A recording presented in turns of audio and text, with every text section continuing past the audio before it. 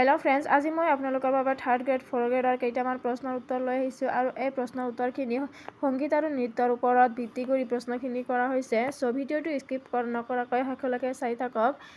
আজিৰ প্ৰথম প্ৰশ্নটো হ'ল প্ৰথমবাৰৰ বাবে ক'ত ভাৰতৰ জাতীয় সংগীত গোৱা হৈছে? ইয়াৰ শুদ্ধ উত্তৰটো হ'ল কলকাতা। 2 নম্বৰ, অসমৰ প্ৰভাত শৰ্মা কোনটো সংগীতৰ সৈতে জড়িত? ফ্লাট। 3 নম্বৰ, কোনটোক আন্তৰ্জাতিক নৃত্য বুলি কোৱা হয়? চাও। 4 নম্বৰ, আলী আকবৰ খান কোনটো সংগীতৰ সৈতে জড়িত? শাৰদ। 5 নম্বৰ, জয় জৱান জয় কিষাণ জয় বিজ্ঞান শ্লোগান কোনে লিখিছিল? ইয়াৰ শুদ্ধ উত্তৰটো হ'ল অটল বিহাৰী বাজপেয়ী। 6 নম্বৰৰ প্ৰশ্ন, অসমৰ সত্ৰহুলিৰ বাবে কোনখন ঠাই বিশেষ? বৰপেটা। 7 নম্বৰ, কানছ চলচ্চিত্ৰ মহোৎসৱৰ 2024 চনত অসমৰ কোনখন হিন্দী ছবি প্ৰদৰ্শিত হৈছে? কুকি। 8 নম্বৰ, ইউনিচেফ ইণ্ডিয়াৰ নতুন এম্বেছাডৰ হিচাপে কাক নিযুক্তি দিয়া হৈছে? নাহিদ আফ্ৰিনক। লতা মংগেশকাৰে কিমান চনত দাদা চাহেব ফাল্কে বঁটা লাভ কৰিছিল?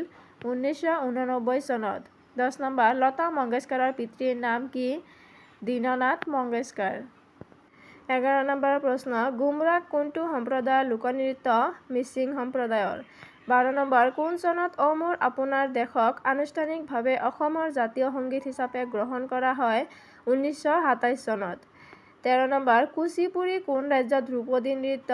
অন্ধ্ৰ প্ৰদেশৰ। 14 নম্বৰ, কানাডিয়ান নৃত্য কোন দেশৰ লোকনৃত্য? শ্ৰীলংকাৰ। 15 নম্বৰ, মানৱ জীৱনৰ ওপৰত আধাৰিত অসমীয়া দাৰ্শনিক লোকগীতবোৰক কি বোলে?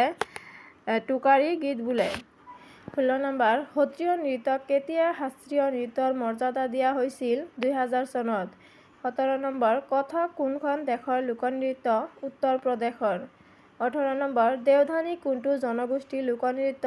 বড়োসকলৰ। 19 নম্বৰ, দেওধানী নৃত্য কোন দেৱীৰ উপাসনাৰ সৈতে সম্পৰ্কিত?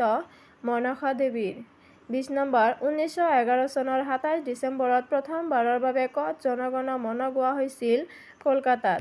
সো ফ্ৰেণ্ডছ, যদি আপোনালোকৰ মোৰ ভিডিঅ'বোৰ চাই ভাল লাগে তেনেহ'লে মোৰ চেনেলটো ছাবস্ক্ৰাইব কৰি দিব আৰু কমেণ্ট কৰি জনাব কেনেকুৱা ধৰণৰ প্ৰশ্নৰ উত্তৰ লাগে আপোনালোকৰ। সো আজিলৈকে এইখিনিয়ে।